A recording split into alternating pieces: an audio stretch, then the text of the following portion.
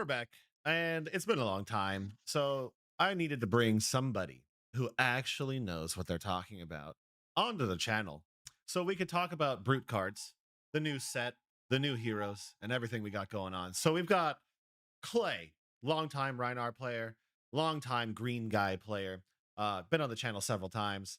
How you doing, Clay? I'm doing great. I'm really excited about the new cards that I'm I'll so play with. excited. We got brute support in the time that I'm not allowed to play the game, of course. Of course. So I'm a little sad that Tuffnut, the coolest looking rock wielding monster of all time, came out and I'm not allowed to play him competitively. But whatever you can. You can. Tell us now, are you going to play Tuffnut competitively? I don't know if I'm allowed to take him to like a competitive level event because he is like the Green Goblin mask. It's so much fun just being an animal, like just gambling my life away. Is a casino Tuffnut for you right off the top? Um, it's like you don't have to play him that way. Yeah.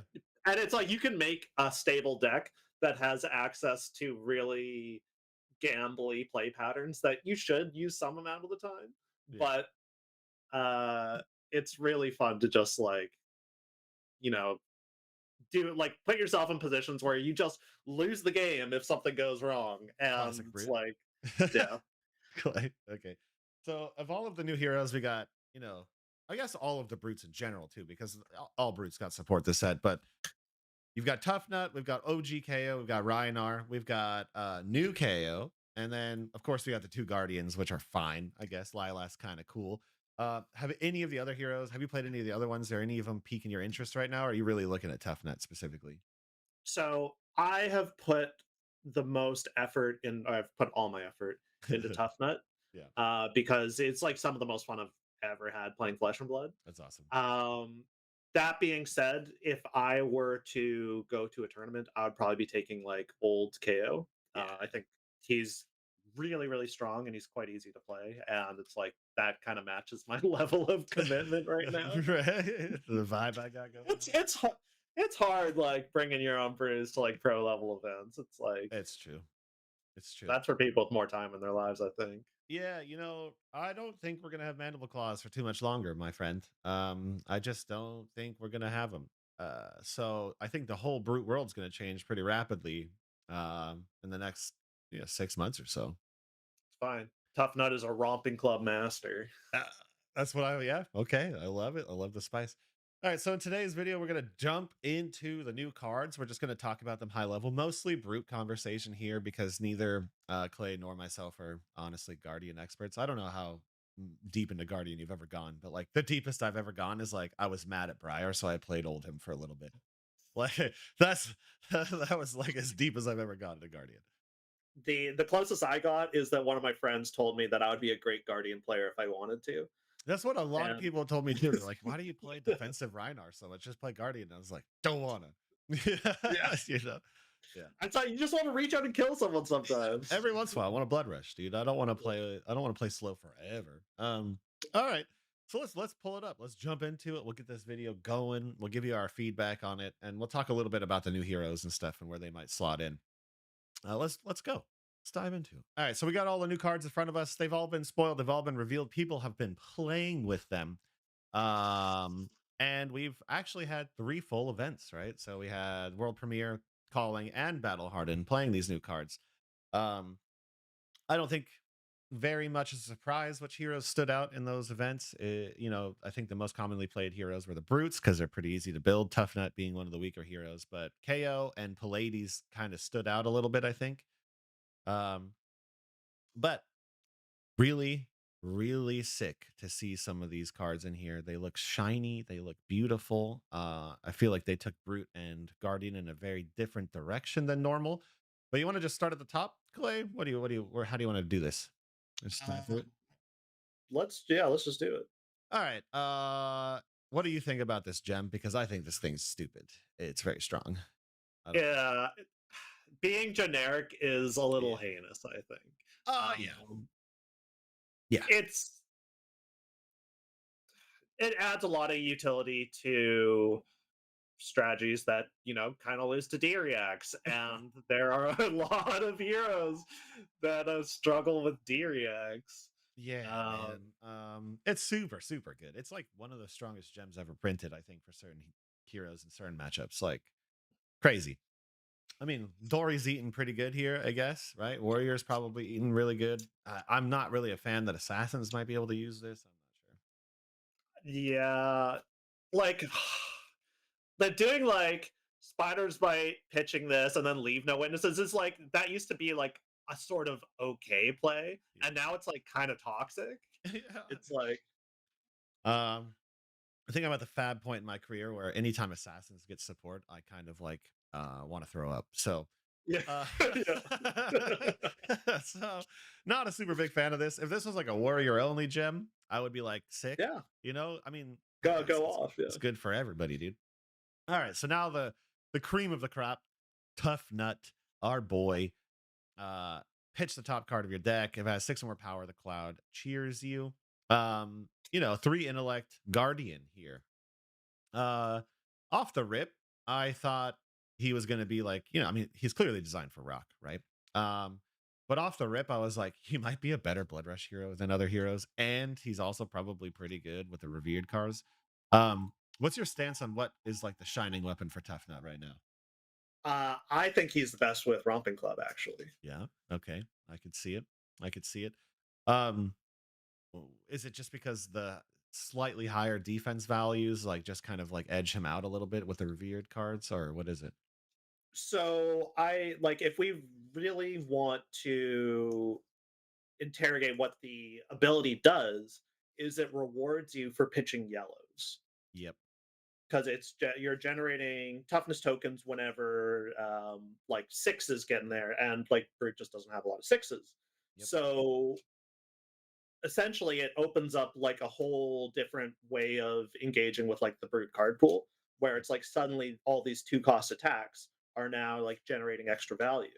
And then also, you can always just go Romping Club.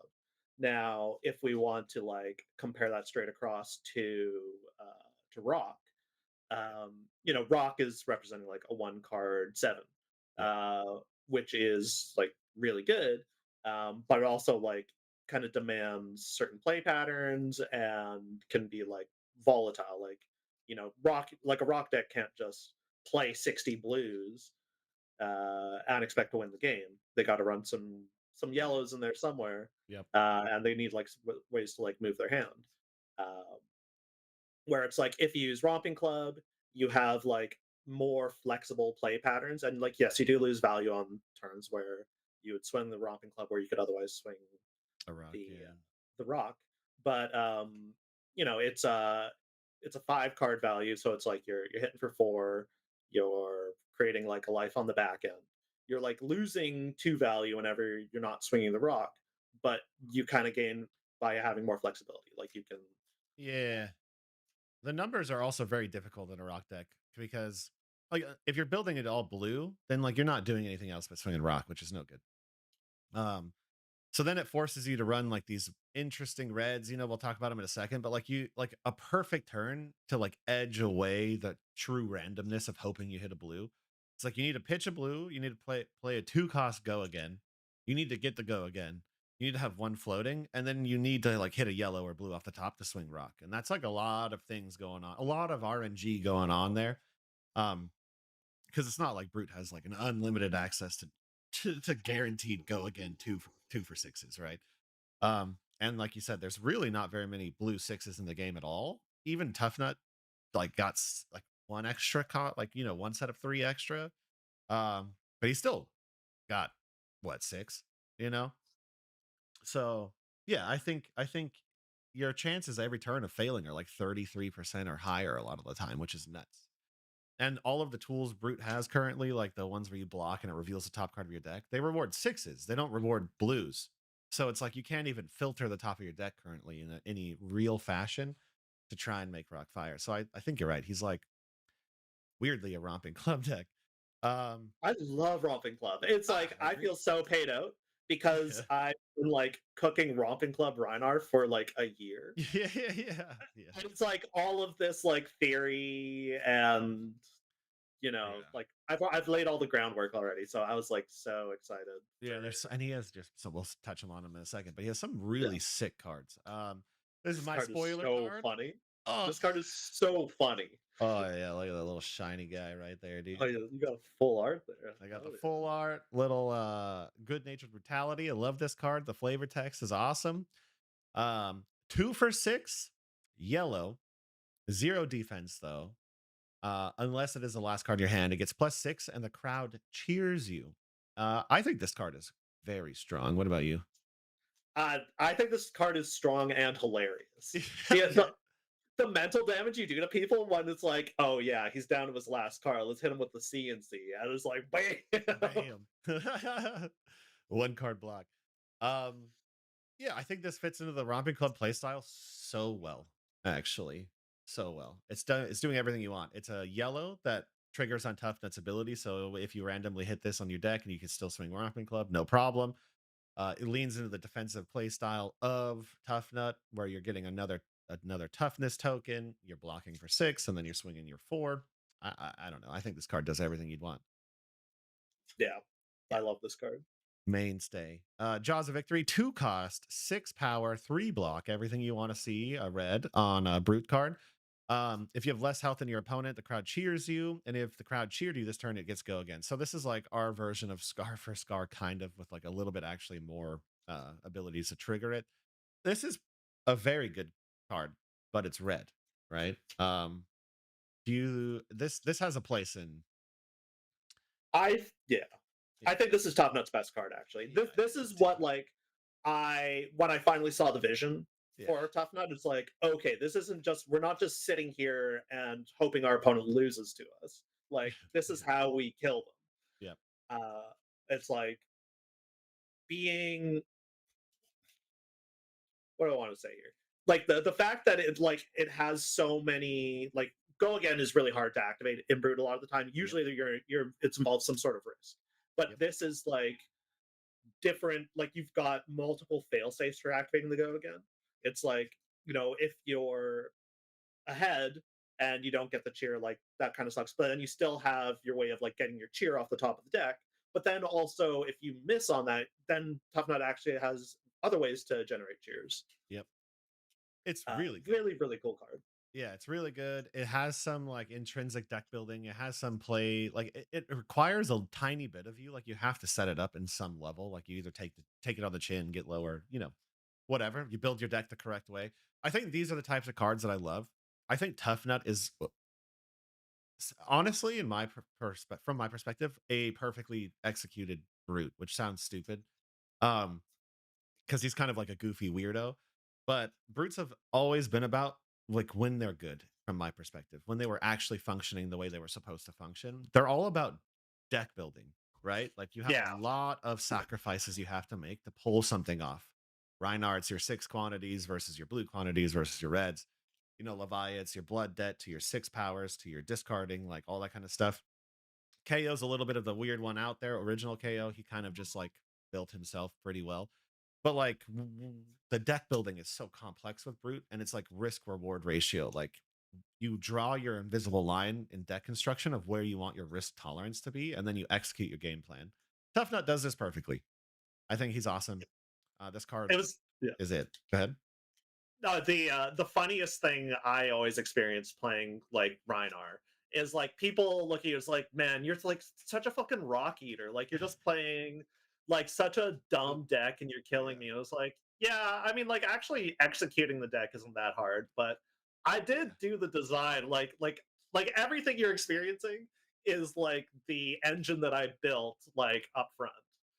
And I always Yeah. found that kind of fun. It's like I just get to sit here and it's like, yeah, you're right, I am bimbo. And it's like Yeah.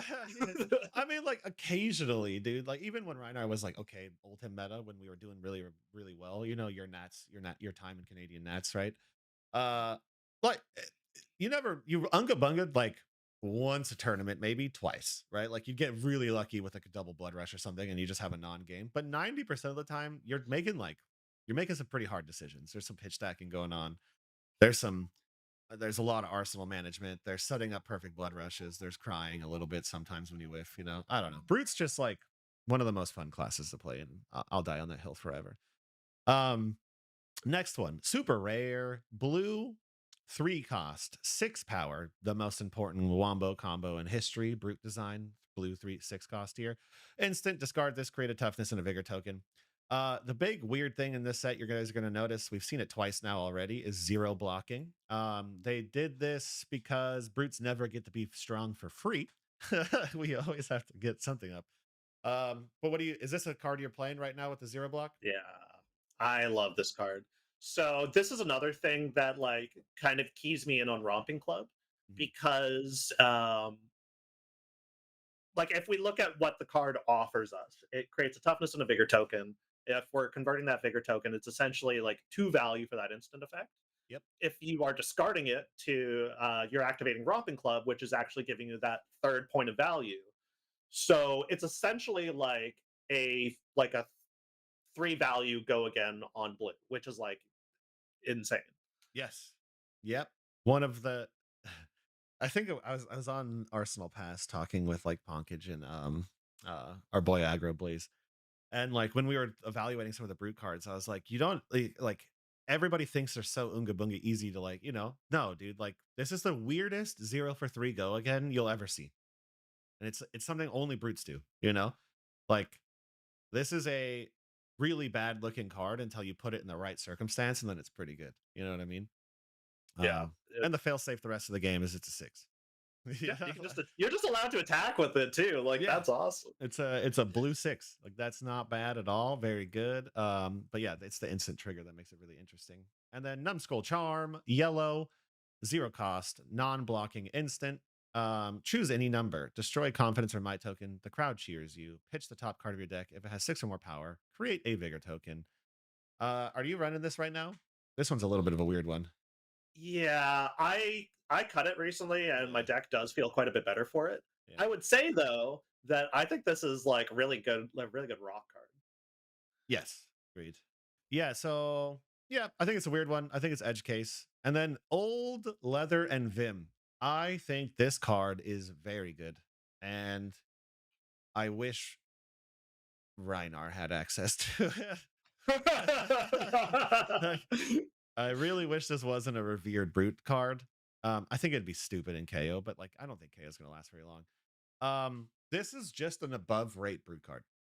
Yeah, Yeah, it's that's it. really good. Yeah, I, yeah. Are you running it? yes, Okay, yeah. I'm running all of the revered brute cards except for Numbskull Numbskull. Charm. Yeah, I mean, if you take this and you compare it to any other brute card that exists, a vast majority of reds are going to be a 2 cost 6 or very rarely a 7, but the 7s come with like a non-block. But this straight up is a 2 cost 6 that gives you a +1 if you control a toughness or a vigor token. And when you hit, you get to create a toughness and a vigor token. So this is actually like a 2 card 9 sometimes. Yeah, yeah. Um, If they decide to interact, that's like good. yeah. They're playing into kind of what Tuffnut wants to do, which Yep. is like play small hands back and forth. And if they don't, it's like you get a lot when this connects. Yeah, it's just a straight up more valuable, higher than average brute card. All right, we'll skip over the Guardian stuff for a second because again, we'll probably do that a little bit later. We'll get into the revered equipment and actions here. So these are all draft trash. Trash. I don't really think we have to talk about these too much. But crowd goes wild. Another tough nut inspired card. If you've been cheered this turn, this costs 3 less to play. This is a yellow, 3 cost, 6 power, 3 blocking, can be 0 cost, 6. This is correct. Yeah, this card. This is one of the cards that makes me a degenerate gambler Yeah. because it's like essentially the deck building challenge here with Tuffnut is like, oh yeah, I want to play Crowd Goes Wild. I pitch the top card on my deck, but now I have these floating resources. How do I spend them? I could Mm. just roll scabs and swing Romping Club, right? You could. You could scabs it up, dude. You could. Um A, lo- y- a lot of the time, you're pairing this with action point generation, yeah. um, and you know it always blocks through if you can't use it. But God, like doing the Tough Nut activation, roll scabs, crowd goes wild. It's like, you know, a 2 card, or 10 damage plus the toughness token on the back end. It's like It's the value proposition is insane. Yeah, and you can also, you can squeeze in the new Gloves that we'll talk about in a minute get like one free value sometimes when like you get these free resources. There's so much interesting stuff that kind of compiles onto your like average turn where you're edging out a little bit more value. The one thing about these cards is like I think they did an interesting design decision here. And I think it's mostly because Mandible Claws still are in the game, is that this is not a brute card, right? Like every other piece of this is a brute card. The design's a brute card, the values are a brute card, but it's not a brute card. And I think that's 99% because they don't want you to have degen blood rush turns. Cause like this is disgusting on a blood rush. Yeah, this is actually a mistake I made a lot. I was playing lead with speed Mhm. uh quite a bit before, and it was like the number of times on Talishar that I'll go lead with speed, crowd goes wild, and it's like, why is this attacking for 6? Yeah, yeah. So this is like intentionally gated in a way. I think the entirety of this set is gated in a little bit of a way where these two heroes aren't the two new brutes are not supposed to be interacting with blood rush on a degenerate level, which is good because we've only ever had degen blood rush brutes, so I'm excited about it. But I think if like claws were gone, this might have just been a sick brute card. But all right, no hero stands alone. We're seeing a theme here. 3 cost yellow, 0 block this time. While this is an any zone, if you've controlled a toughness token this turn, this gets +3 and ambush, which is a sick keyword. That means you can defend with it from your arsenal. And when this defends, clash with the attacking hero. The winner may choose an attacking or defending card to get -3 power or -3 block this chain link. It's a lot of text. Uh, I love this card. I love the design of this card. I love ambush as a keyword. I think it's something that I've really always wanted to kind of play with. I've always said I wanted a defensive brute, and Tuffnut is like checking every one of the boxes of every one of my hopes and dreams. What do you think about this card? This card's amazing, and it's another part like it's more of the gambling. Hmm. Like the the number of times where it's like they're attacking me for 7. I have no hero stands alone. It's like I can just block with this with the toughness token and the effect, and then just win the clash for the extra -3. And it's like it's a huge blowout if it ever when you win the clash, Yep. and then it's like an inversely massive blowout if you lose the clash. Yeah, yeah, yeah. You gotta get dicked out a little bit right there if you lose the clash. Yeah. Yeah, like you really just lit a card on fire. Uh, Oops. but even then, it's like that's like a pretty fair like risk reward Yeah. axis where it's like the baseline effect. It's like ambush is just like really good. Like it helps cover up like CNC or like leave no witnesses or any kind of like arsenal interaction, and then you're essentially betting a card with your opponent. Yeah. So it's like, um, and then you always get to like make that decision um, based on where you think you're favored or unfavored. Um, so it's like if you're playing against Kayo, who is like usually going to at least tie or win on Yeah. most clashes. Like that's a little insane. Yeah. I've done it before, and it's like you can really tell that I am not as interested in winning the game whenever I like throw this in front of KO to see what Yeah. happens. You know. But I mean, Toughnut is a really good clasher on average, but they are, yeah, there's certain heroes you just don't want to run this into. KO, right? Like 1+ everything. You're never really going to win those. And then Guardians are scarier, but they do run an absolute metric load of blues that don't have very high attack values. and So auras. and auras, right? Like a lot. They run a lot of cards, pump cards, pummels, auras. So against Guardian, you're kind of flipping the dice a little bit. I would say it's actually probably favored into your you're probably going to win more clashes, but when you lose it's backbreaking, right? Yeah, It's pretty rough. Um all right. And then we got a good clean fight. 3 for 7 for block 3. If this is attacking a hero, non-equipment cards they own lose and can't gain abilities. Treat them as if their text box is empty. This is a good card.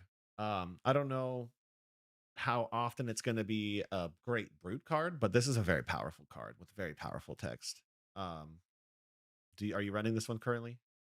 I haven't tried using this card because Yeah, it's like not obvious to me where this card is like super high impact.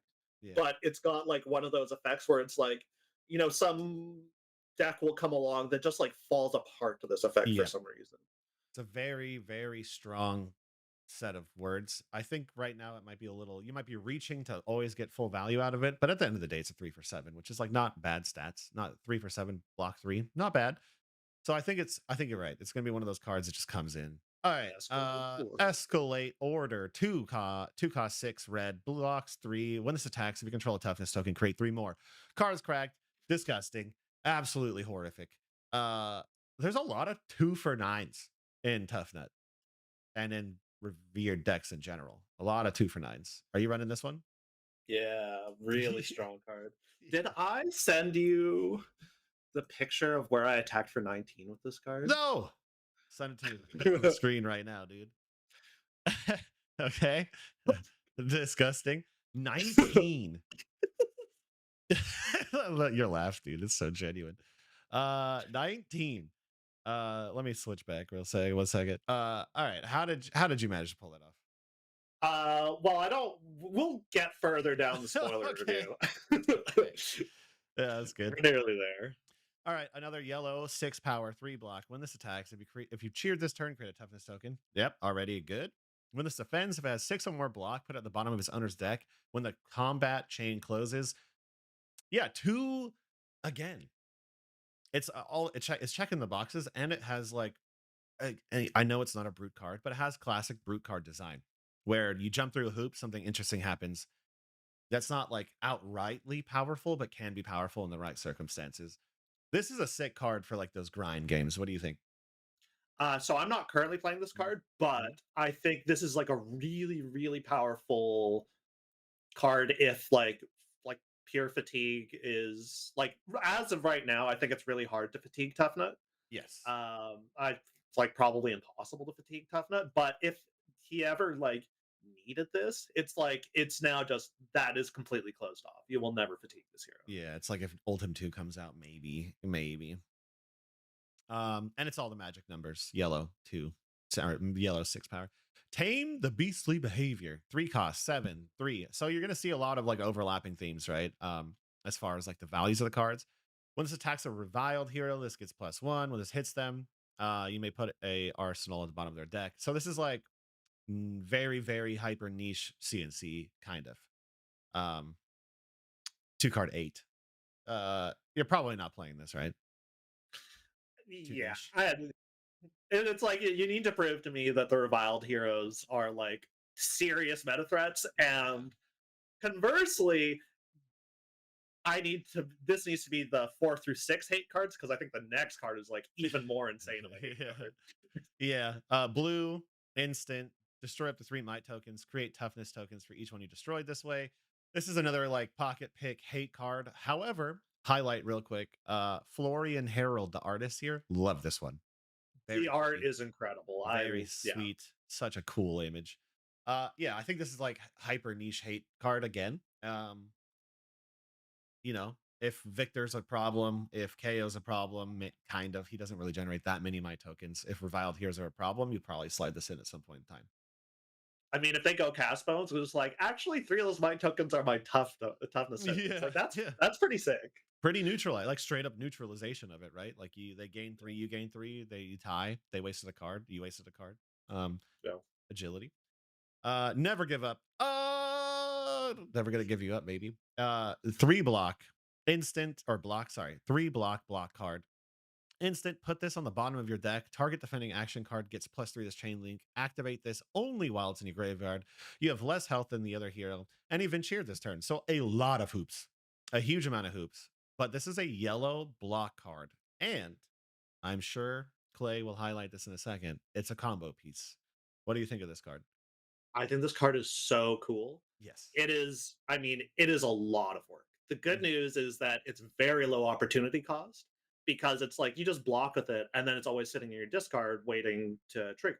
Yep. Um, like essentially, you just have an on demand defense reaction um, with Tuffnut because, like, Tuffnut, you'll always have access to a cheer at instant speed. Well, unless you miss, which is like really, really bad. Uh, Really, really. and like if you're lower life than your opponent. Yeah. So I see this as like kind of a defensive piece against aggressive decks that are going to be like beating you down a lot. And it has a really, really sick interaction with cards that care about being 6 defense or greater. Hmm. Yeah, Uh, so yeah, I really like this card. I also think it's like it's such a good get out of jail free-ish card, right? Like when your opponent has that one gotcha turn, they're like they're doing their thing. It's make or break. Gotta block it. On hits are way too punishing.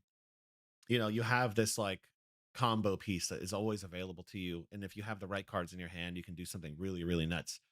Um, yeah, it's just the machine that is Tuffnut is actually pretty crazy to me. Like he's got so many gears turning the entire game, and it's all operating on such a simple hero text, which I think is yeah, super cool. I think it's super yeah, that cool. says the complete design slam dunk. Like I Yeah, don't think they've like ever like made brute so interesting and so um agreed, agreed. like very like there's so many different ways that like a turn cycle can play out, and it's like an interesting, really interesting puzzle. Yeah. We got our first rainbow here. Comeback kid, red, yellow, blue. 3 cost, 7 power. If you have less health, crowd cheers you. If you've been cheered, comes in for 8. So it's a 2 card 8. Quite a few 2 card 9s, 2 card 8s in the revered set. Um, the yellow is of course a 6, which is very important. And the blue is a 5, which doesn't matter too much. Um, it's pretty good, right? Just a value card. Are you running this one? No, Yeah. I think it's like it's definitely good, but 3 costs definitely holds it back. Agreed. Agreed. Uh, Pretty good. I'm but sure. yeah, I'm it's sure. still good. Yeah, it's like what is really interesting though is the and this is more of a Guardian flavor thing. Pallades, right? One of the things that Really good in Pleiades. yeah, the Guardians have always struggled with, especially, and it was like, as a brute player, it was very noticeable in our specific matchup, Rhinar versus Bravo as a prime example, is Brute's ability to have a 1 card hand that is actually valuable, or 2 card hand that's actually valuable, was always what made that matchup like a little bit more favored, in my opinion. Like we had Blood Rush, and then every other turn we could block a lot and then send a pretty big attack back. Pallades has quite a few of these 7s, 8s, and 9s available to her that only cost her 2 cards, which I think is very interesting. We'll see how she functions like in the grand scheme of the meta.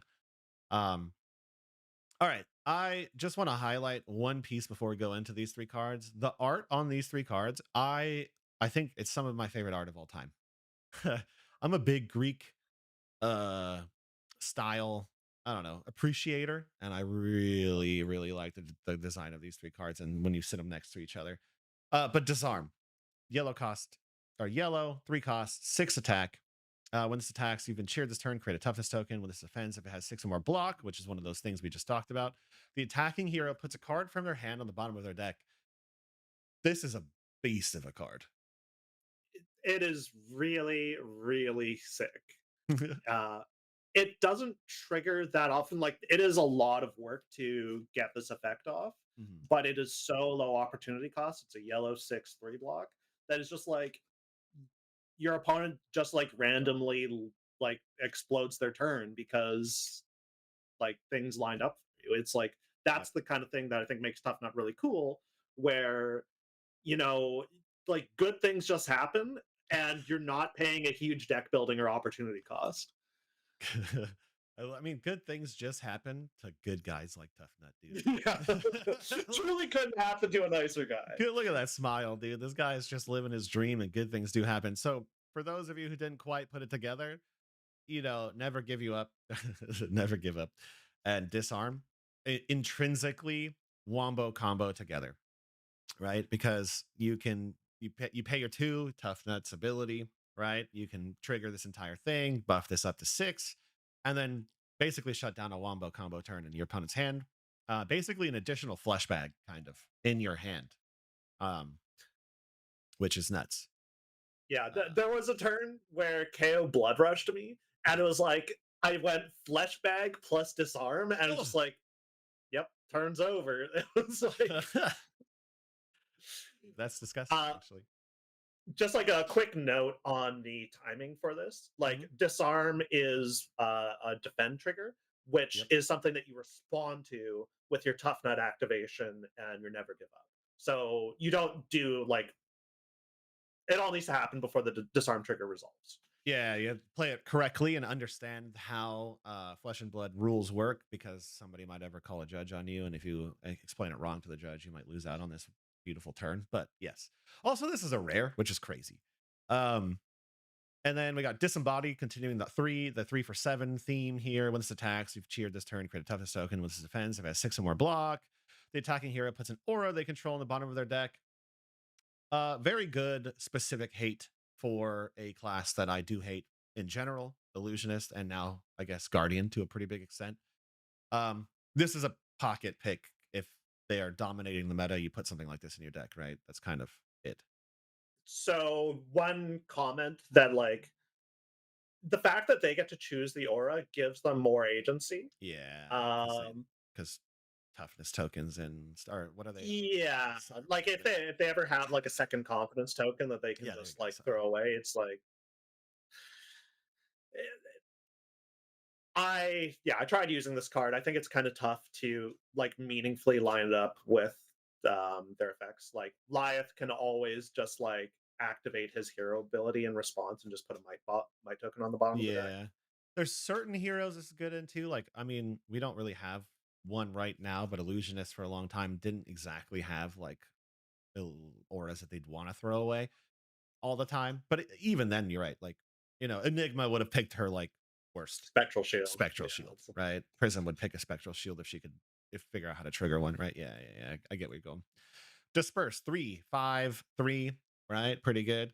When this attacks, if you cheer this turn, create a toughness token. When this defends, if it has 6 or more power, they put a card from their arsenal on the bottom of their deck. So this is like the CNC version of Disarm. I'd say it's worse overall than the other one, but still a flavory thing you can do on defense. I'm sure if there's another Revered set that comes out, cards like this will get more and more powerful over time. Yeah, I've Yeah. definitely it's definitely harder to trigger this because in addition to lining up all the effects, they also have to have an arsenal. Yeah. Yeah. And then fair fight when this is defending by a reviled card. This is a hate one, right? Puts it on the bottom of his owner's deck. We've kind of talked about these already. We'll probably glaze over some of these like commons and rares a little bit faster. Hate cards. If they're premium meta contenders, this will start going in, unless you have anything else, kind of, right? Hate card. Um, Shining Courage. This one is interesting. Very Uh, interesting. Very interesting. 0 red, 0 cost red, instant crowd cheers you. Up to 1 defending action card gets +3 this turn. This is a big combo piece to those cards we were just talking about. Are you running this? So I've thought about this. Yeah. Um, it's like where it actually led me is that what was that instant from Crucible Reinforce that the line. it actually led me like I would I rather play this or yellow reinforce the line Yeah. because a red non 6 power attack card is really devastating in Toughnut. It's Yes. like you can recover like Tough Nut essential deck building is what happens when you flip reds. And Tough Nut can almost always cover that. But if it's not a cheer effect, things get really difficult to recover from. Yeah. This card also, I think, is way harder in Tough Nut than it is like in Pallades because of the 3 intellect, right? This is like by all accounts a very good card. It's a 0 for 4. And it's cheering you, which like both heroes interact with that mechanic explicitly, and it's moving your game plan on. Tough Nut is like sacrificing an entire one of his 3 cards to another card he has to give up out of his hand. So he's giving you 2 cards for this turn to block 6 and cheer. It's a lot. Like you're giving up 2 cards for a 6 block cheer. That's not always going to be the best. It's not really doing much, right? Yeah, you're forced to play this. Like you can't just like Yeah, you can't hold pitch it. this away because it's a red. Yeah, it's like it could be an arsenal target, but like and then you're hurting your game plan. So I think it's a little harder. Will of the Crowd, blue, revered block, 2 block. When this defends, if you've been cheered this turn, the defending action card gets +3 this chain link. Another Wombo combo revered +3 block card. Um, it's blue, which makes it a lot better. But I also think this one's like, you unless you're diving so deeply into the combo of defense pieces, like this is an interesting one because there's a lot of good brute Ye- blues. Yeah, like essentially blocking 8 on a single chain link needs to be good. Yeah, Um, and it has to be like a confidence style thing. Like if this is like if Bravo's ripping dominate at you, this doesn't really do anything. yeah, Um, I mean, it's kind of incredible at shutting down confidence attacks, yeah, but besides that, it's like it reads really well, but like having to pair two cards together is a lot. yeah. And there hasn't really. It's been a long time since blocking high values was really important. You know, a lot of the better heroes recently, I would say, are like, I mean, I guess Mario's is a high blocking value one, but like a lot of the other heroes are kind of doing like attack, attack, attack, or something along those lines. So it's like, yeah, it's a little bit more complicated. Dig 3 cost 7. We know this one by now. When this defends, you may pay up to 3 to create that many toughness tokens. This is a weird one. Um, it's like if you have floating, this is like I would say this would be like a sick Lyleth card, Lyleth card, because he has 5 intellect. But I think a tough nut. This is a weird one. Are you running this one? I am actually. Oh, red or yellow or I'm running yellows and blues currently. whoa? Okay, what's your thought Um, process? so firstly, it's like Tuffnut will have situations where it's like, you just beat their face in, and then they send like a really small attack back, and it's like, how do I convert my hand? And this is like one of those. It's like kind of a piece of the puzzle of like you want some action point generation, but also creating toughness tokens is also pretty reasonable way of Yeah, moving your hand because like if you can do like an efficient block and send a small hand back at your opponent, like just a romping club swing or like a 2 for 6, they're kind of forced to attack into those toughness tokens. mm, And then also it has synergy with like your disarms by hmm keeping like 3 toughness tokens live. And we're getting to one of my favorite cards in the revered slot that hmm also interacts really well with this. Okay, I'm excited. Empowering Ruckus 363, one of the perfect ratios. If you've been cheered this turn, this gets +1. Pretty good. There are better cards in this Yeah, like pretty kind of good. stat line. It's a yellow 7 most of the time, which is like not bad. But you're not winning the game with a yellow 7. And then fight from behind 6 2 cost 2 block, which is one of the few revered cards to behave this way. When this attacks or defends, if you have less health than each other hero, the crowd cheers you. Is this good? Yeah. I don't know about this in Toughnut. Yeah. Like in terms of what red 2 for 6s Yeah. need to be doing, and this doesn't really keep up. In Pleiades, it's kind of spooky. It's just like a confidence token showing up out of nowhere can be Yeah. like kind of backbreaking. Yeah. Um, but it's like at the same time they're using what was the 3 for 7 that gets +1 in cheers if you have lower life? I Uh, don't remember the name of it. Comeback Kid. Yeah. I think it's more likely that they'll be playing Comeback Kid because it just has better numbers on it. Yeah, I agree. Um, I feel like this is a weird, like, it's just, yeah. Brutes have so many good 2 for 6s that this is like, and it's a 2 block that, like, yeah, I'm not sure where this is going to slot in for a brute. It might be a guardian card, but even then, I think it's a common. So it's probably just draft. yeah. Rapturous applause. 373. When you win a clash revealing this, the crowd cheers you. This is a very good card.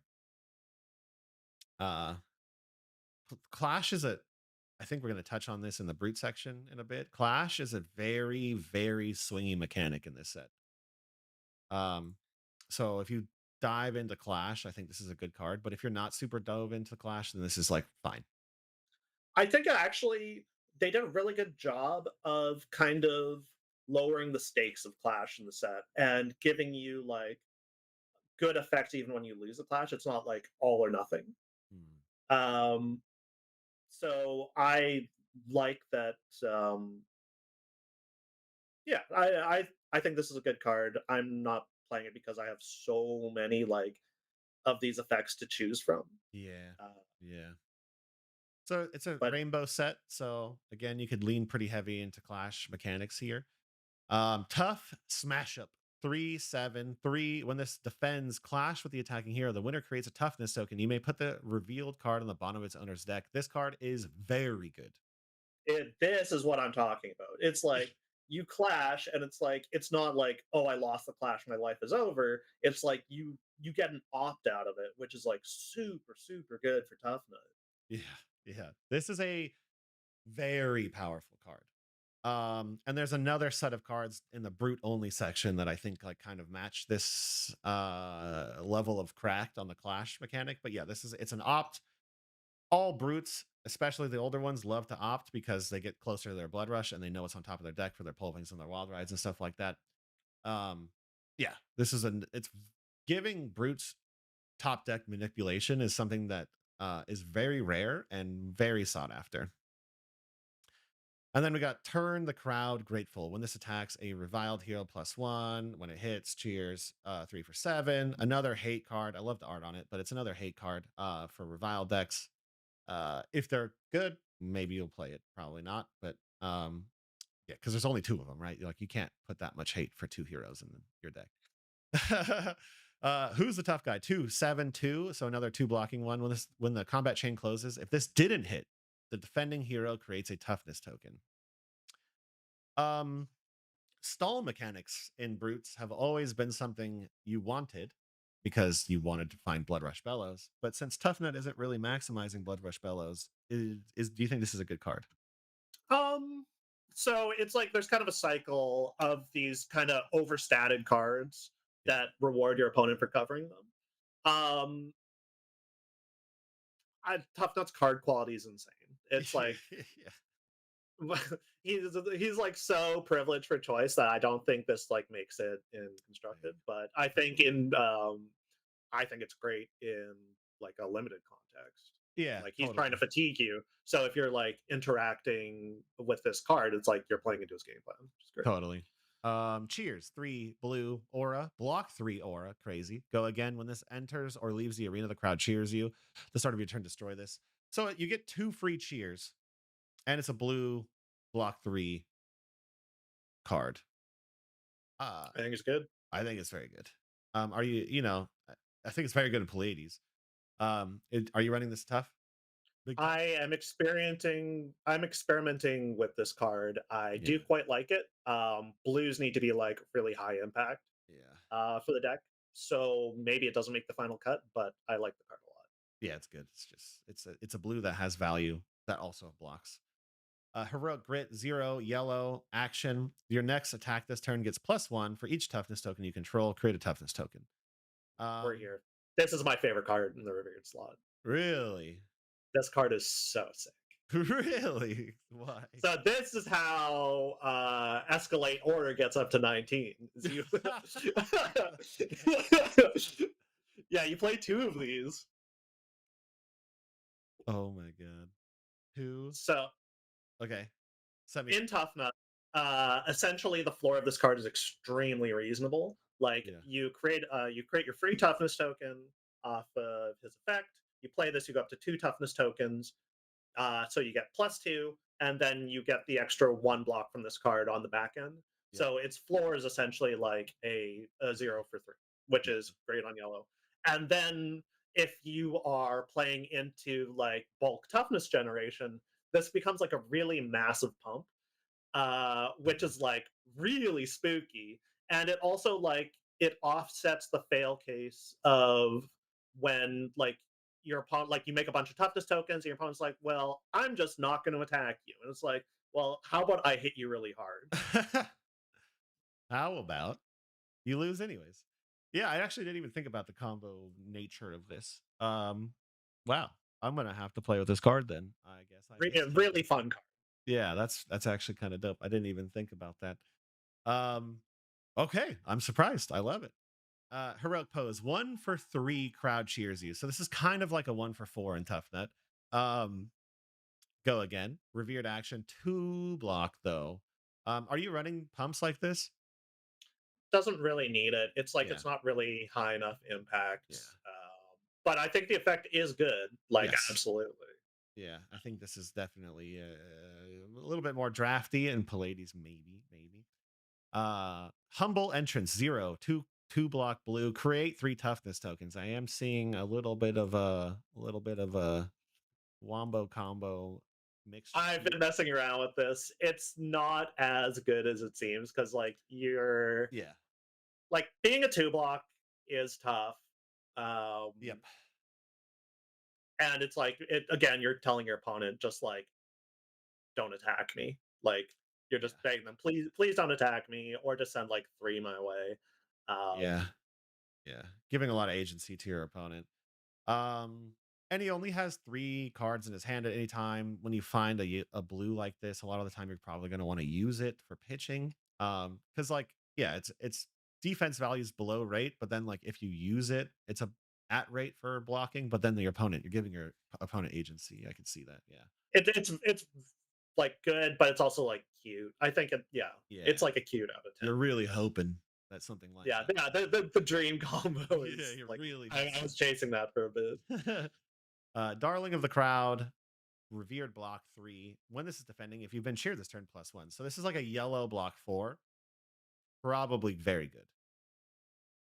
But you have to be cheered this turn. Yeah, so that is kind of unreasonable for Toughnut because it's like Yeah. it's asking you to like trigger his ability on your turn. Yeah. Hmm. Okay. And then not so mighty. When this defends, again, this is a hate card. Reviled heroes attack. Destroy one of their might tokens. And if you do, create a blocked or a toughness token. Yeah, hate card. I yeah, probably not, right? Yeah, I'm not a Yeah. huge fan of this, but Yeah, yeah, yeah. And then we'll skip down to the final brute cards here. Because did you want to do Cheeto real quick? oh, you want to do Cheeto? Sure. Like Let's do I've spent a little bit of time thinking about this. okay. I let's do it. So we got Kayo, underhanded cheat, right? So this is a new frontier for brutes. He's a 4 intellect, 40 health. Uh, I would say he's much closer to an assassin than he is like your typical brute class. You Yeah. start with 1 weapon zone. He has a very weird hero ability, cost 4, tap. Target attack action card you control has 6 base power. Whenever the crowd boos you, you create a vigor token. And he needs a lot of those vigor tokens because his hero ability is so powerful, and also so expensive. So, from what I have seen, I've actually heard out on the market. I don't know if you've heard this as well, Clay, that he's quite powerful. Um, Okay. I have heard he's very good, and it may be actually something you have to be worried about in a competitive scene. I do have a list. Ethan, my buddy, sent it to me, and I was reading through it, and it seems pretty nuts. But let's look at his equipment piece real quick. You control a might and vigor token. This gets +2, so that's draft trash, right? Um, but you're gonna see a lot of his cards operate on like a completely different axis than like regular brute cards, except for this one. Except for this one. 3 cost, 6 power, blue. So every brute's dream if you're running blood rush. Discard this, you may reveal a reviled action card from your inventory and put it into your hand. This card's very strong. I love so this is what has me most excited Yes. about KO. Yeah. Um the it's such a cool card. Yes. Like it's a blue six, but it's like one of the few ways that you can turn on like your mandible claw for free. Yep. And it's like the flexibility of like it could just be anything. You can just turn it into a blocking card, or like I like it for like magic terminology, it's a wish. And I love wish boards. I think it's like really creative deck design that you get to experiment with. So I am really excited to see what people do with it. I Yep. think limiting it to reviled attack action cards is tough. Yep. Because I think like it's kind of a challenge for KO to trigger some of the effects. But Yep. if somebody can demonstrate that those effects are reliably triggering, then this card is insane. And it's from your inventory, which is kind of nuts. Like that. I think this is the first card that truly does something like this. Um, like an attack action from your inventory is kind of nuts. Yeah, Like we're used to like really, really cool. daggers and equipment pieces, right? Like, but not. I don't think we've ever been able to tutor a card like that. And then we got Big Bully. This card's very strong. 2 for 4, 3 block. When this attacks a hero, if you have more health than them, the crowd boos you, giving you your free resource point. If you've been booed this turn, this card's base is doubled. Now, this will, of course, go to a 2 for 8, which is nuts. But when you combo this with Kayo's ability, right, it goes up to a 6. This becomes a 2 for 12. More like a 6 for 12, but True. Yeah, that's yeah. still good. Still, yeah, 6 That's for still 12. very good. Yeah, depending on how many vigor tokens you have, like is how much you're really gonna have to pay. And there's plenty of ways that he makes vigor tokens, and we'll get into those in a minute. Um, yeah, this card becomes very, very powerful, and a lot of the lists I've seen are playing with intimidate and buffing, so this can get even bigger than that, which is pretty gross. Yeah, I mean, this is probably like one of his main combo pieces. One of the things that I've been observing in Brute is cards that allow you to play with different amounts of resources. And Yeah, that's something I really like about this card is that it is essentially a split card where it can either be a 2 for 8 or a 6 for 12. Both of those are great and you can like make that decision based on the context of like the game state in your hand. yeah, absolutely. KO is like such a little scoundrel too. Like he's just like there's a lot going on with him. And the lists I've seen coming out are all over the place. And I think it's the same thing for Lilath. Like Liath, there's so many build opportunities, like directional opportunities to go down that I think it's going to be a while until like the Reviled Heroes like list kind of shake out to be a little bit more themed. But they have so much creativity in them that I do think that they're going to become very powerful over time. Like For um sure. Cheater's Charm, 0 or yellow, instant, steal a confidence or toughness token, which is better than what the Revileds get on average. The crowd boos you, which is incredible because you want to get that free resource. If you control an attack with 6 or more power, which you could always trigger with your hero ability, deal 2 damage to target hero unless they discard a card. So on here, if all of the things happen, this is a very strong yellow, right? Immediately stealing a token, creating a vigor token. You got 2, you're dealing 2 damage with it, or they're discarding a card. Like it's basically a 0 for 4 on the yellow, and it feeds into his trickiness. Whether or not it's going to be a mainstream card selection, I'm not sure. I think so. Really important thing is that KO doesn't come with any way to boo. Yeah, So being able like he needs effects that generate boos, and this being like an effective or sorry, an efficient way of doing that yep, is like really quite good. you're right. You're right. That's a big piece to call out. Um, three three block card. Yellow. That's a blue. Pretty good already. Just like intrinsically a good card. When this offends, steal an aura token the attacking hero controls. Um, yeah, This card's toxic. yeah. This card's Like just like you play Fang and it's like, yeah. yeah, it's bad.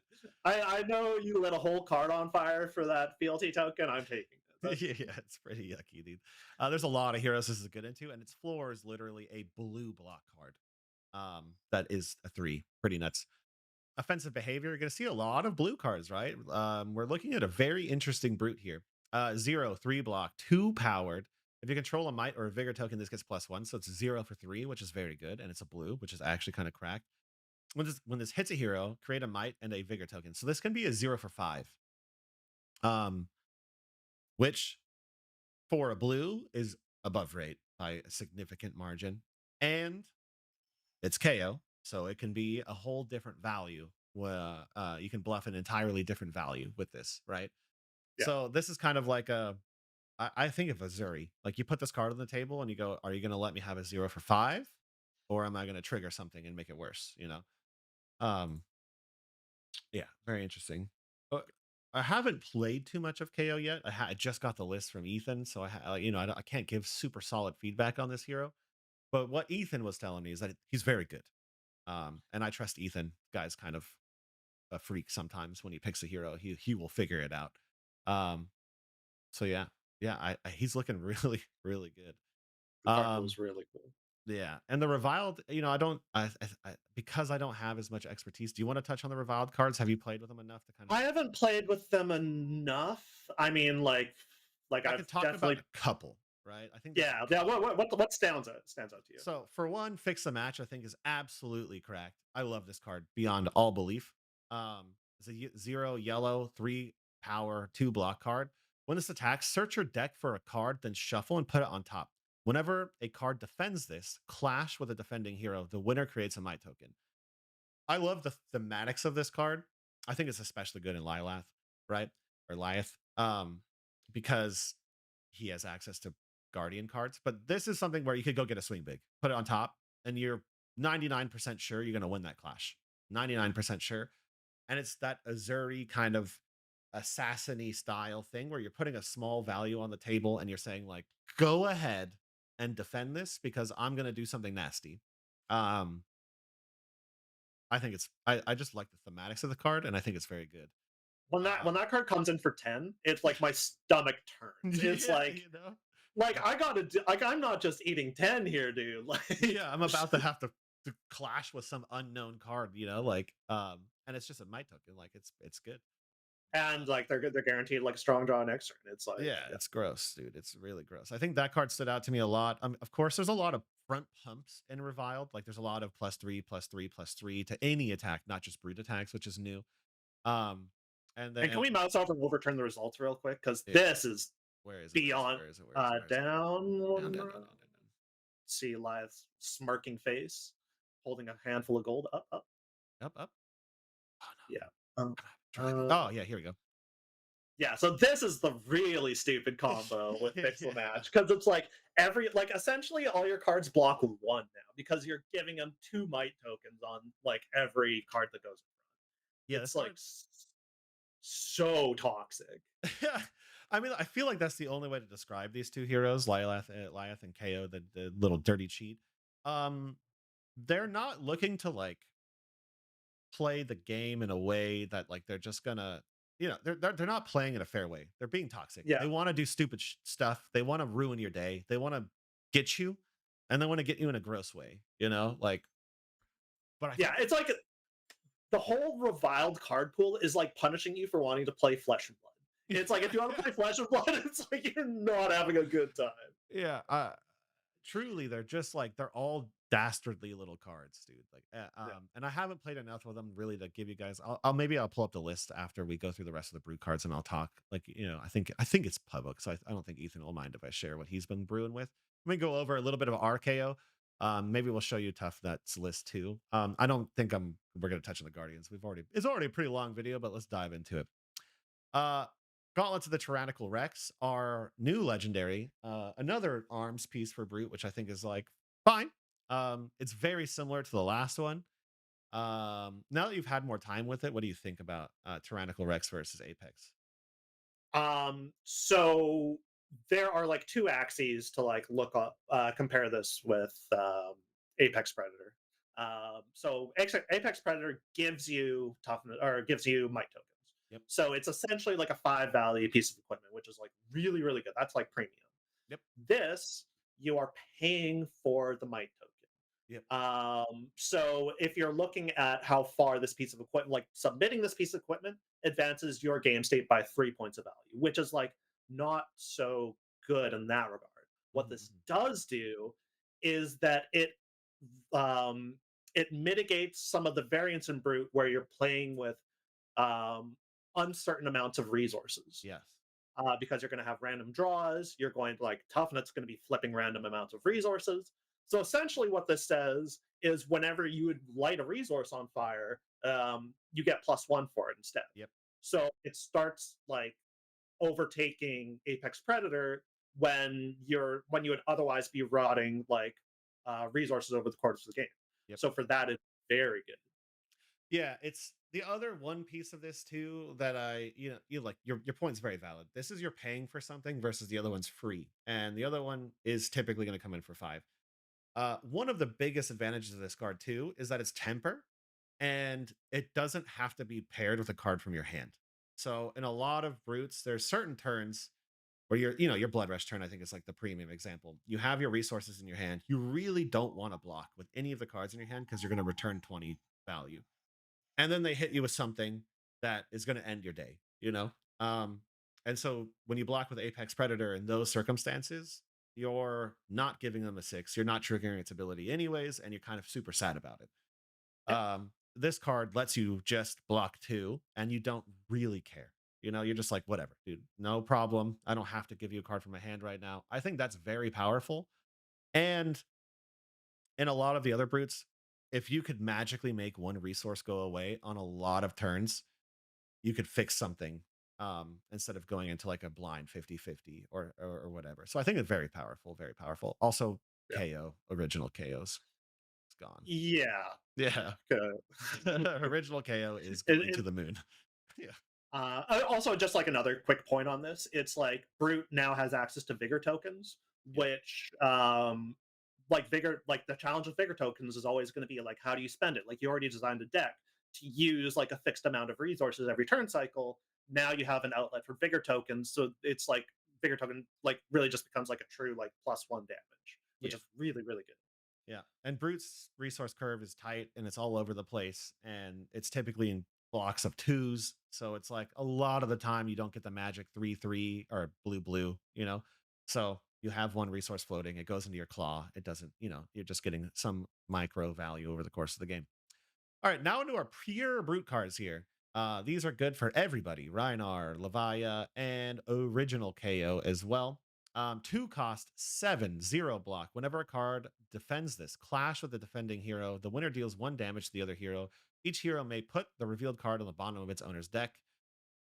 Original KO is probably eating this up um, as the premium clash hero in the game, I would say. It is a little bit of a weird one. It's also an above rate 2 for 7. What do you think? Have you ever had to defend against this card? It's trash. It is Yeah, misery.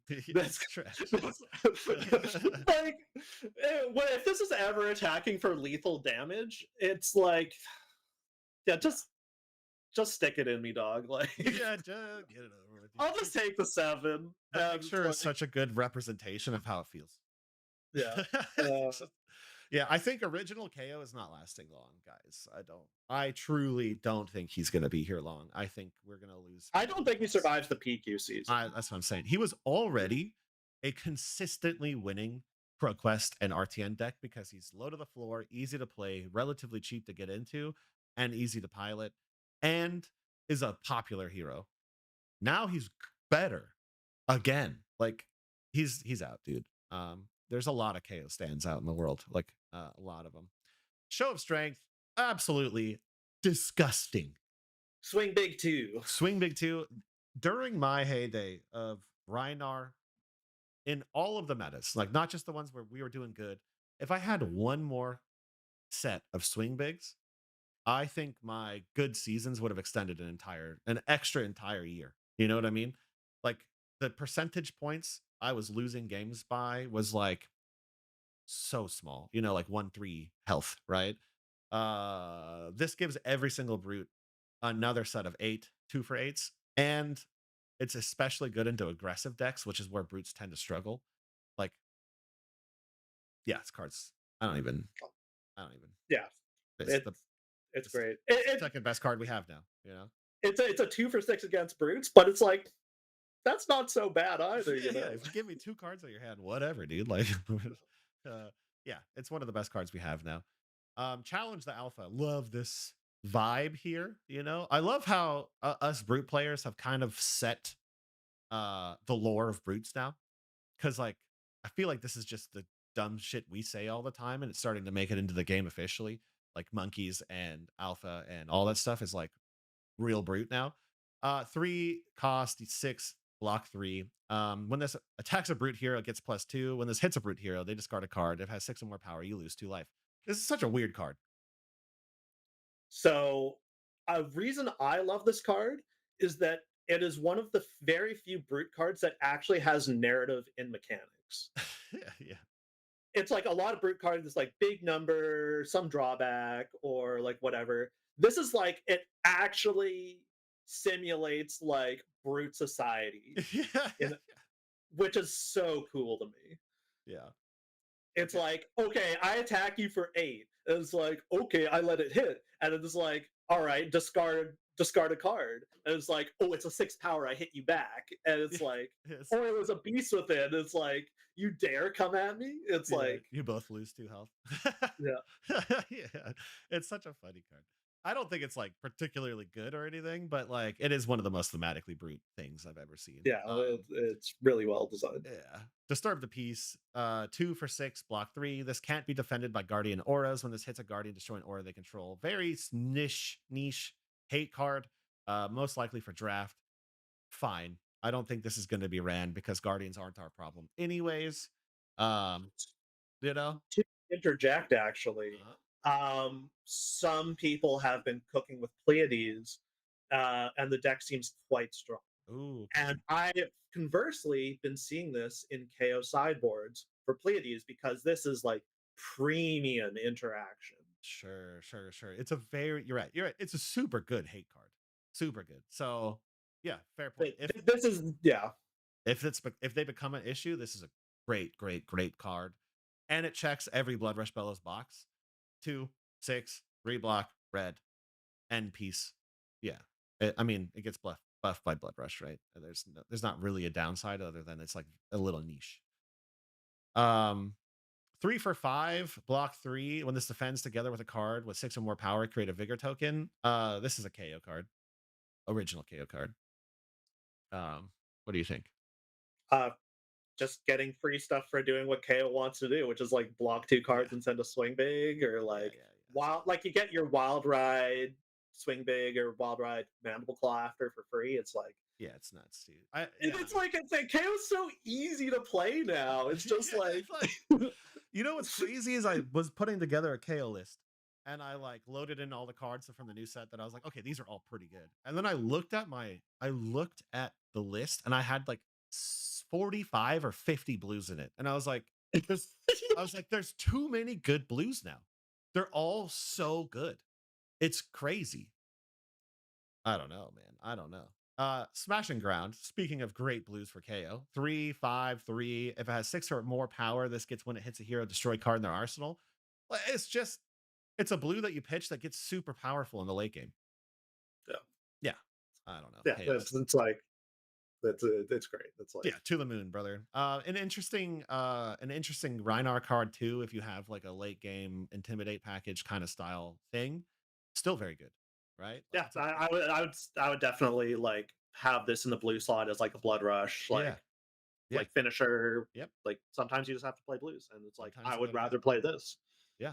Yeah, totally good. Smash with Big Rock. Throwback to the old days of Smash with Big Tree Monarch, right? 2 for 6, 0, yellow. Cards defending this can't gain defense. It's straight up a better Smash with Tree in every single facet. Uh, It's been power crept out. yeah, it's power crept, right? Um, is this a card you run? Maybe, actually. Maybe. I don't know if it's really going to make it, but like a 2 for 6 yellow is such an important thing for Blood Rush Bellows decks. Sure. Um, it hits your ratios, it hits your cost curve, it does all the things. It has some text on it that maybe one day might be relevant, but it's a 0 um, block. But like, I mean, Chandler Tell used to run this card back in the day, the Smash with Big Tree. True, yeah. And his answer was like, I'm just going to attack with it instead of block with it. You know what I mean? So I could see it. I could see it. Song of Sinew. So I really actually want to see this version of Brute to come out soon. This chick, she's been on 2 cards now. Whatever these creatures are, like with the long nails and the horns and stuff. I'm hoping we get one of Definitely these not soon. an elf. Like, don't like get it twisted. Those are pointy ears are purely cosmetic. Yeah, it's something, right? Like it's some sort of ritually. I mean, it's a new creature and whatever it is, right? I hope it's like a version of a Brute, dude. That'd be sick. Um, There was like a really dark moment where I started wondering, it's like, wait, is the brute class not a race, but is brute just like every non-hero or like non-human race? It was like, we got to be really careful with our next steps here, LSS. I was actually going to make a video on this. I've been sitting on this concept forever of like, we have no freaking idea what brutes actually are because like the lore of them has changed so rapidly over the last couple sets that like there's like a massive identity crisis of what brutes actually are.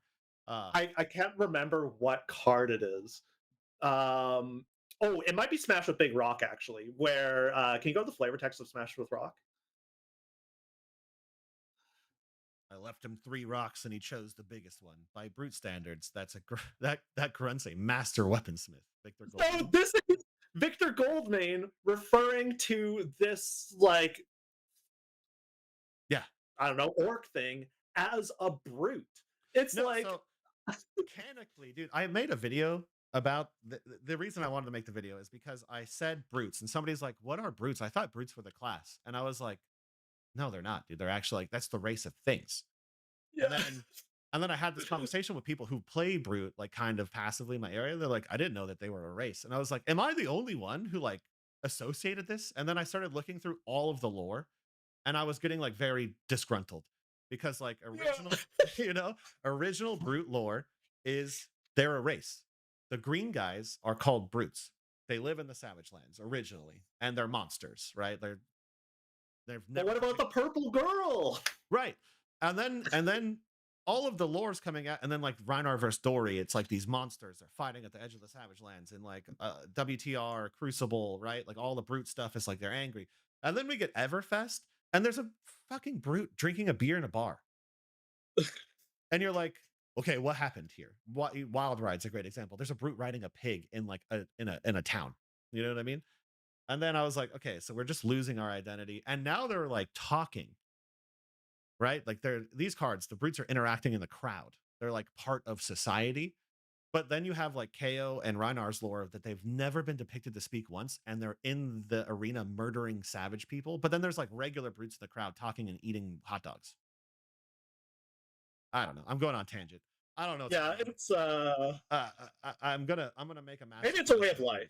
Maybe it's like a specific culture within orcs. I, As I think they're brutes. I think LSS is redesigning what brutes are in the world, and they're gonna come out I with think something they new. gotta because it's Yeah. like it is dangerous ground they're on right now. Yeah, because like, and I think they like really didn't know where to go because like they're Yeah. um the whole Aztec-y vibe that they almost went for a minute, like blessing of savagery and stuff like that. I think they moved really quickly away from that for good reason, and Yeah. now and now they're like in this weird spot where like, are they monsters or are they people? What are they? Um, yeah, I don't know. I don't know. Did you know at one point in time, brutes were actually an experiment from um, what's the monastery? Mechanically, that was their lore at one point in time. They were accidentally created and unleashed. So yeah, I think there's some stuff to go. I might And have that to. base of species now is like Yeah, let's yeah. go. That was canonically their lore at one point in time. Is that they were experiments like gone wrong or whatever. Anyways, so now we have this brute lady on the card. She's shown up twice. I went on a massive tangent. I have to edit that out. We'll see. And then reveal the top 4 cards of your deck. Your next attack this turn gets plus X, where X is the number of cards with 6 or more power. Reveal this way. Put them back in any order. Go again. Huge. Huge. 2 pieces there. Huge. Go again. Any order. It is a block 2 though, and it's yellow. So this is cast bones, but it doesn't brick your entire hand. What do you think of this card? I think it is really cool. Yes. Um, interestingly, I cut this for heroic grid. I could see it. This card's a little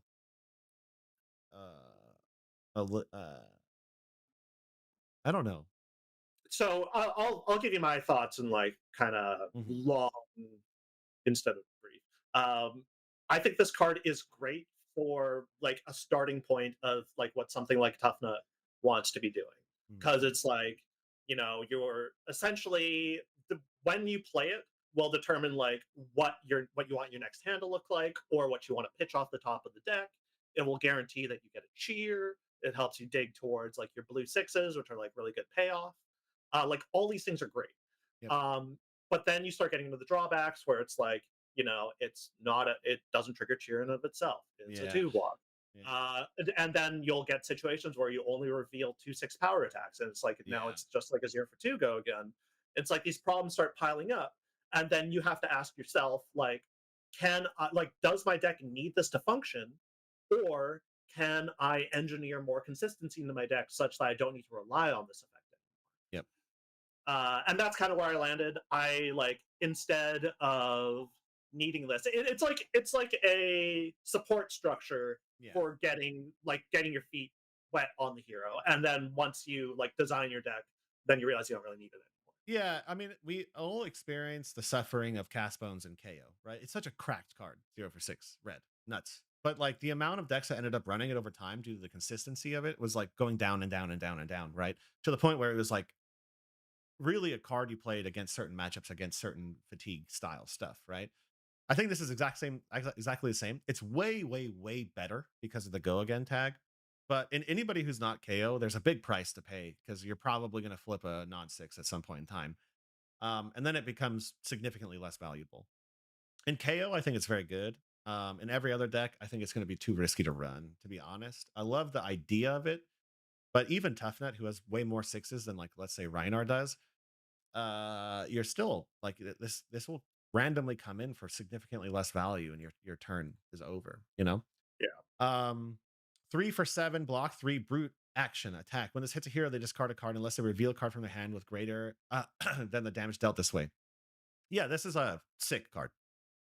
Really cool interaction, like really thematic. Yeah. The yellow is like immediately in any deck that had to run yellows, in my opinion. Any deck that had 6 cost yellows, this is the best 6 yellow for brutes, I think, because it is just a give me a card, please. And that is what every brute wants you to do is give them a card. Um, yeah, it's good. It's good. The red, I could see it in like a intimidate Rhinar style, like the Pablo Pintor vibe that we had that one time. Like if this comes in large, multi intimidate, it's very good. Rigorous roar. This is a 0 for +3 if there's a card in 6 or more power in your pitch zone, create a vigor token. So this is a 0 for 4 in certain specific scenarios. It is a 2 block though. Pumping brutes is actually a really interesting thing that I've been playing around with a little bit. I think it's quite good. What do you think? So we've completely neglected one detail in this set where it's like all of these pumps are not coded to specific attack Hmm. types. These are Hmm. all generic pumps. They pump your weapons, they pump like your CNCs. Yeah. Um, Oh yeah, dude. Yep. Insanely flexible. I really want this card to be good in Tough Nut because it's like the drawback of or sorry, the requirement of having a 6 in your pitch zone to get the vigor token is like non-trivial for every other hero. I feel Yeah. like this is meant for Tough Nut, Yeah. but on the same time, it falls into a similar problem with other like red non-sixes where it's like really backbreaking when you flip this off. And for Yeah. that, it's like can't really justify it, but it's such a cool card. Uh, Like I I think yeah, this card's super good. I think it's going to be really good in Rhinar because it's that it's a 0 nuts. It's the first one. yeah, It's the first 0 for it's the first 0 for a real pump, like one that you can't just get rid of, like a barraging beatdown. And yeah. it's a 4-ish. It's a light 4. It's really a hard 3, but it's like a light 4. Um, and it doesn't mess with your cost curve at all. There's a lot of weird Rhinar cards now that exist that have detrimental on hits. Uh, uh, Savage Swing or what is that card? What am I?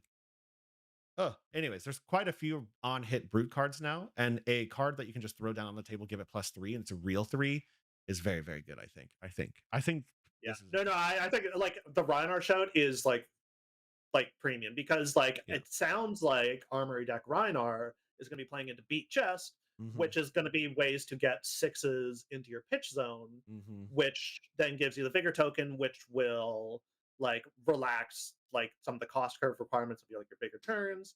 Yep. It's very cool card. I'm Yeah, like very excited good. to like get my hands Me on too. a Speaking deck of that can use them. sick cards, visit the Boneyard, blue, instant, 0 cost. Put a card with 6 more power from your graveyard on top of your deck, create a vigor token. I think there's a crazy amount of interactions with this card. I kind of talked about it on the Arsenal Pass thing a little bit because like they didn't even put this in the card like conversation. I was like, no, guys, this is like one of the things we have to talk about. Um, there's very obvious lines. Beast Within is one of them, right? Perpetually putting Beast Within on the top of your deck when you want to do something stupid. But there's so many other times this card comes in at a very high value, and it's recursion, kind of like Dig Up Dinner. It's like a blue that gives you some recursion, so it's like anti-fatigue. There's a lot of stuff going on. What do you think of this card? I think it is super good. What this is, it's actually it's a tutor. Yeah. Um, like it comes out of the discard, yeah, but once you have like a sufficiently developed discard, putting whatever you want on top of your deck is Yep. very good in Flesh and Blood. And it's Yep. like if we look at tutors historically, pretty much every tutor costs a card. Like they're all card negative. So Yep. something like Oath of the Arknight, like you're discarding a card to get a card. Yep. Stand Sketch Plan, you're discarding a random card after the activation. Um, so like that is just the cost of a blue tutor. Additionally, you're creating a vigor token on the back end, which it's like you get to set up like really powerful plays. Like so I will play this in my blue base when I'm up against decks that I expect to block me a lot. Yep. So it's like I will play my turn and I look at how they're blocking. It's like, oh, they shipped their hand. I'll use Visit the Boneyard and I will put Jaws of Victory on top of my deck. Now I have a 6 power attack with Go again, and I have a Vigor token to like play Yeah. like go this into like swing big. Yeah. It's like really, really flexible and powerful. Um, yeah, Yeah, really, and it's just really a get awesome out of card. my hand blue. You know what I mean? Like which brutes love. Brutes love blues that can get out of your hand for free. It's sick on a blood rush turn if you have too many blues. Like as Rhinar as an example, you can just put a swing big on top of your deck. You can put a blue on top of your deck to make sure that you're, if you have like a light Yeah, guarantees resource. your Wild Ride will always hit. Yeah, guarantees your wild ride will always hit, guarantees you have enough resources for blood rush bellows, guarantees you have, I don't know, Alpha Rampage on top of your deck if you like really need to get that last 11 damage. It just, there's just a lot of times where you would trade a blue for something else. Um, yeah, I think it's super good. I think it's going to be interesting to explore. Asking for trouble when this defends, create a vigor token under the attacking hero's control. Yellow 4 block, pretty good. It's a little negative, but it's pretty good. The negative is really funny because like I remember there was a time in Blitz, was it Blitz or Commoner, where Ira was like one of the best decks, and creating a vigor token for her like destroys her turn because she can't get a blue into the pitch zone for Kodachis. Yeah, yeah, that's pretty funny. Against ninjas, yeah, it's actually kind of a detrimental, maybe. Uh, that's Less now because like Edge of yeah, Autumn is quite good, yeah, uh, but it's just a really funny effect. yeah, and it's yellow, so romping club fodder, pitch fodder for tax. It's pretty good. Bash Guardian. If this is defended by a Guardian card, this gets +1. If this hits a Guardian hero, destroy an aura they control. So this is again a hate card. If Pallades is very good, we'll dive into this one again. Um, Familiar Stench, love it. 2 cost 6/2. When one or more brute cards defend this, create a vigor token. This is another drafty kind of brute on brute hate card. Familiar Stench is hilarious once again. The name is so funny. Yeah, the brute on brute cards right now do have very good thematics going on. Our first rainbow 3/7/2. If this card has 6 or more power in your pitch zone, or if there's a card with 6 more power in your pitch zone, this gets go again. I think this is nuts. This card's Extremely good. this right You, here, you, you, nuts. you know how good this card is? It's nuts. I'm I love playing it in Tuffnut, a deck that is like 80% yellows that literally can't pitch for this with one card. Uh, it's still that good. No, this card is correct. Again, this immediately replaces those dog water yellow 6s that Rhinar and all those other heroes were playing. This is a 6 power card that I'd be like excited to see. You know, this is Yeah. this is like a blood rush extender. This is something. This is territory Rhinar has never been able to get into because of the deck building constraint with pulping and wild ride. It's way as much as it has been popularized, the Degen Rhinar over the last like year, because the only brute who's putting up any numbers right now at all is very Degen. His win rate is that deck's win rate is so low because of the fact that it just whiffs randomly constantly. This is a card that puts Rhinar in I think a much safer, better territory. Yeah. Speaking of another card like that, 2 for 5. I think this is maybe a KO card, but flex speed 2 for 5. If this has 6 or more powers, let's go again. KO original KO can just trigger this almost every turn. And it's a 2 for 6 go again with 3 block, which is pretty cracked. I don't think it's that good in any other hero unless you're getting into like a weird pump version of a brute. which may be something that does open up when Blood Rush is gone. Um, the one thing What that this makes a lot of sense is the original 1 for 3 Intimidate buff card. So you pitch a blue, come in for um, 8 9 go go or again. 8 go? Yeah. What I see here is like, yeah, it is primarily a KO card, Yeah. but it does give utility back to Apex Bonebreaker, which I think is Hmm. really cool. Hmm. Wow. Yeah, you're right. Yeah. Actually, yeah, you're genius. I think this card's good. I think there's going to Yeah, be a new it's version of Pump Brute coming out, and I think this is a card that fits really well in Pump Brute.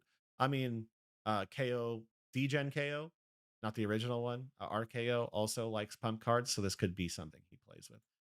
Um, Flex Strength, 2 for 4. If this has 6 or more power, it gets +3. So this is like another weird pump variant of Brute. So I think that's a direction they're maybe kind of nudging us towards, especially when Mandible Claws are gone. Because Blood Rush, of course, triggers this.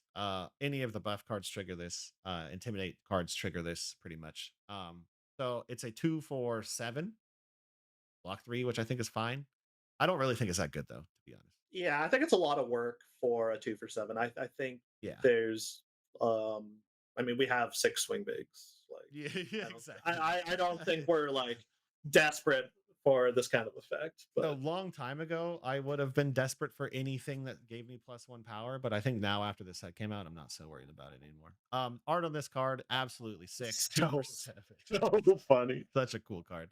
When the combat chain closes, if this didn't hit, defending hero creates a vigor token. So it's a 2 for 7, straight up increase to a lot of cards. It's a common. I think this card is like, if you're just trying to be mathematically advantageous, this is a better card than a lot of the other ones we have.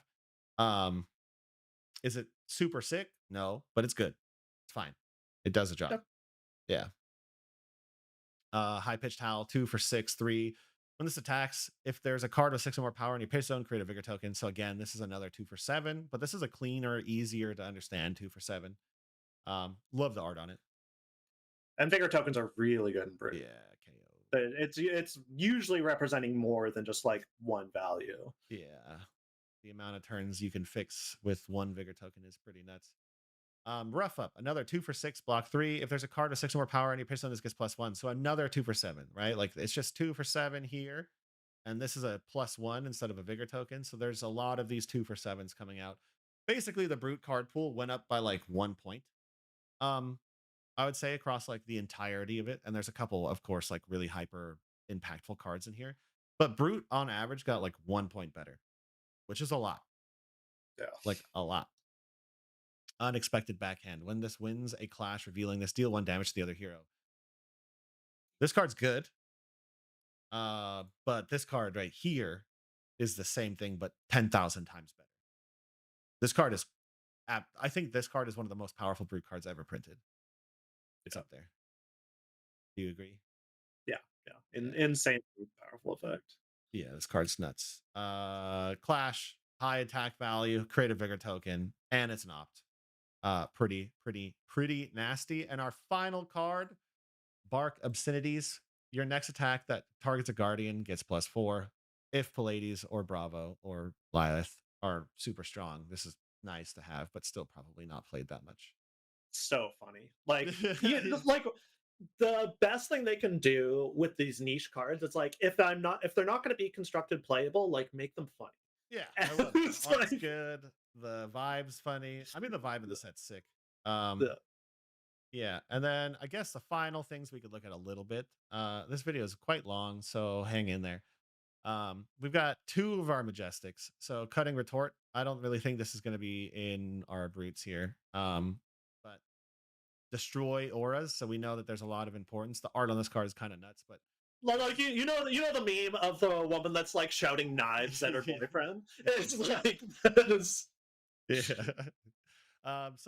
Yeah, aura hate card is one of our majestics. Ambush block card. Very good. When this defends, gets +1 or -1 or +1 defense or +1 power. Um, more aura hate kind of. And then we got our 3 for 6 yellow here. When an opponent's effect puts this into your graveyard from anywhere, create a confidence, might, toughness, and vigor token. Um, Another 6 generic. 3. If you have no cards in your deck, this gets +4. So this is like an anti-fatigue card, right? This is defended by 3 more cards. It gets go again. So this is our second ever kind of like anti-fatigue card.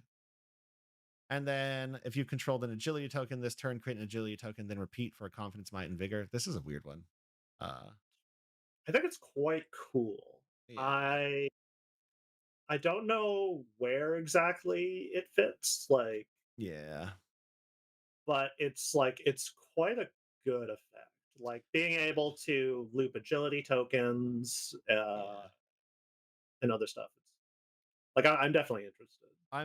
It's one where you play around with it. And then the rest of these are kind of not necessarily brute cards, but they are quite powerful. And I do think that they're going to be played somewhere, right? At least these sets. So Yeah. uh I guess overall here, right? We got a significant amount of brute love. Um I think the brute class is like I kind of said earlier, is like 1 point higher than it was, and then we got a couple majestics that really push it.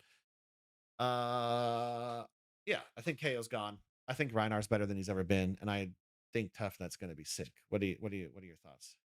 Yeah, I think they made brutes like really fun to play. Yeah. I've liked playing brute in the past, but it can be like quite dry and linear. This is Yes. you have interesting like risk reward decisions, you have like sequencing and like long-term game plan decisions you get to make. Um and you just have really funny turns sometimes. It's kind of Yeah. everything that I would like to do playing Yeah, I think you said it well. They just made it more interesting, gave us more hoops that aren't like always straightforward. They gave us fun stuff to do. They gave us powerful cards. We got really good majestics. All of the brute archetypes kind of got touched in a positive way, I would say. I think Toughnut is nuts. RKO, not necessarily the most broody brute of all time, but we got an assassin brute. That's something I never really thought we would get, you know? Yeah, I'm super pumped, man. I can't wait to see your tough nut lists. I'm I'm itching to play your version now that we've talked about it brute. a little bit more, and you kind of sent some good inspo my way. Yeah, it's basically done. I'm ready to like start taking it to armories basically. Hell yeah, brother. So you heard it here first. Clay's on Tuffnut. He is a Degen Tuffnut player. He believes in it. Maybe he'll be posting his list sometime for you guys soon. I have heard from Mansant RKO is quite good. So if I get his permission, I'll drop that in the deck in the description below if you guys want to play that version. And then if you want to win events, go play KO for the next 4 months, 3, 4 months. Go play him. He is going to topple, and I believe he's going to LL. And then we'll see where Brutes end up after that because goodbye, Mandible Claws. And that's a whole new territory. Well, we don't know for certain because we don't know what Cheeto's like signature weapon is. If it's Mandible Claw, they could they Oh, could just do that. They could just keep Mandible Claw in the game.